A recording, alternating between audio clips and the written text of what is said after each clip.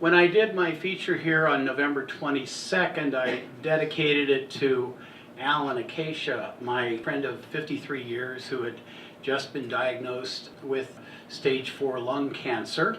And so all the poems were either about him or his poems or ones that he had asked for. He passed away on Christmas night, and so there's going to be a gathering of people, his siblings, his neighbors, his neighborhood association, old friends, and probably a number of ex-lovers. And I'm still trying to figure out what to say there about a guy that I've known for 53 years and since high school. Because when you bring that many people together, you wind up with a little slice of time. And it occurred to me that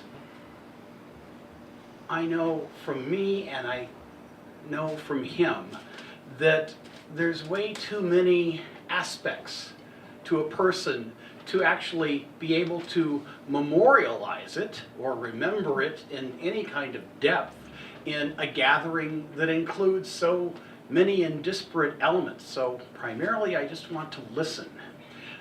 Tonight I want to read a poem by somebody else, a fellow named John Godfrey Saxe, who himself wrote this poem based upon an old story that was old even in the 1st century B.C. when it was first written down. And it's called 6 Blind Men and the Elephant. Wow.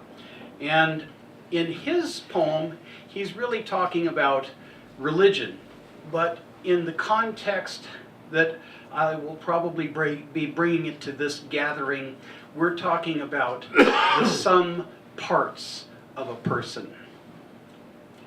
It was 6 men of Indostan, to learning much inclined, who went to see the elephant, though all of them were blind, and each by observation might satisfy his mind. The first approached the elephant, and happening to fall against his broad and sturdy side, at once began to bawl, "God bless me, but the elephant is nothing but a wall." The second, feeling of the tusk, cried, "Ho! What have we here? So very round and smooth and sharp. To me 'tis mighty clear. This wonder of an elephant is very like a spear." The third approached the animal, and happening to take the squirming trunk within his hands, "I see," quoth he, "the elephant is very like a snake." The fourth reached out his eager hand and felt about the knee. "What most this wondrous beast is like is mighty plain," quoth he. "'Tis clear enough the elephant is very like a tree." The fifth, who chanced to touch the ear, said, "E the blindest man could tell what this resembles most. Deny that fact who can. This marvel of an elephant is very like a fan." The sixth no sooner had begun about the beast to grope than, seizing on the swinging tail that fell within his scope, "I see," quoth he, "the elephant is very like a rope."